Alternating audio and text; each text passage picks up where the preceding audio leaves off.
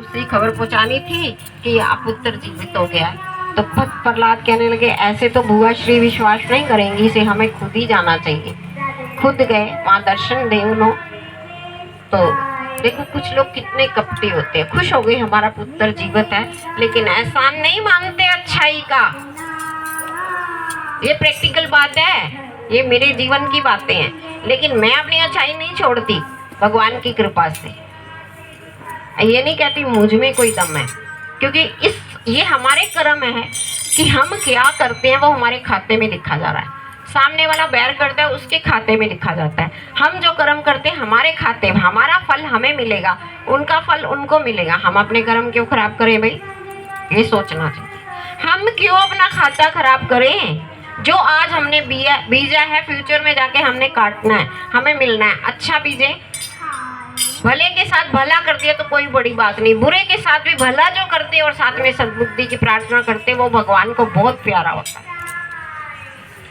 अब जो हिरण्यकशिपु की बहन थी उसका दिल नहीं पसीजा।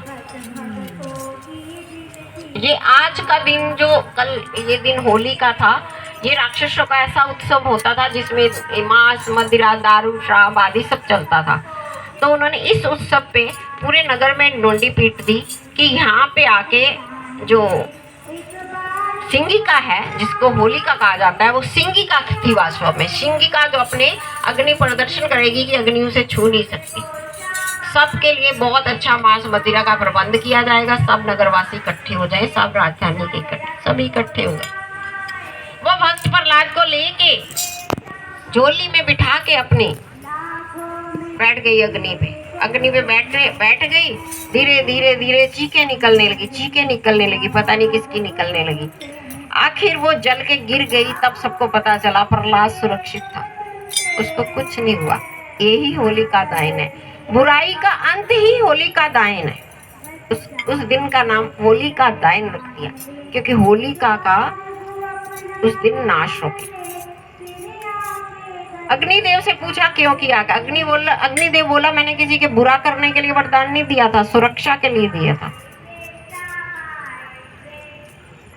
इसलिए नहीं दिया था कि दूसरों का बुरा सोचो। कोई भी वरदान, कोई भी भक्ति, कोई भी माला जपो, कोई भी तपस्या करो, कोई भी कुछ करो, वो इसलिए मत करो कि दूसरे का नाश हो जाए। मैं बहुत ऐसे लोगों को देखती हूँ जो माला जपते कह रहे उसका नाश हो जाए, उसका नाश हो जाए, उसने मेरे साथ ये किया उसका नाश। नहीं, ये हमारा खाता खराब हो जाएगा, हमारा अकाउंट ऊपर का खराब हो जाएगा। ये बिल्कुल भी मत करो। अपने पापों का नाश करो, दूसरों के पापों का नाश कराओ, होए ना होए। देखो इंसाफ देना उसका फर्ज है। जज कुर्सी पे बैठा है तो तुम अपनी एप्लीकेशन लगा सकते हो कि जज साहब हमारे साथ ये हुआ। तुम जज की जगह पे फैसला नहीं कर सुना सकते। इसी तरह जो कर्मों का फैसला है वो भगवान की तरफ से ही आता है, कर्मों का घड़ा भर जाने से, भले वो अच्छे कर्मों का हो भले वो बुरे कर्मा को। इसलिए हमें अपने कर्मों पे ध्यान देना चाहिए। ये नहीं बैर विरोध में हम अपने कर्मों को भूल जाते हैं। हम बुरे कर्म अनजाने में बुरी वाणी बोल देते हैं, बुरे कर्म कर देते हैं। अगर अनजाने में हो भी जाए तुम मेडिटेशन करो, ध्यान करो, जाप करो और माफी मांगो को कि प्रभु हमें क्षमा कर दो। आगे से किसी का बुरा नहीं सोचे। हाँ, उसको कुछ नहीं होना चाहिए। हमारे केस कह रही है कि उसको मार दो, देखो इतने बुरे कर्म कर रहा है। तो एक ने जवाब दिया वो अपने कर्मों से खुद ही मर जाएगा, उसे मारने की क्या जरूरत है। हर व्यक्ति अपने कर्मों से उजागर है, हर व्यक्ति अपने कर्मों से खत्म है। तो होलिका दहन हुआ।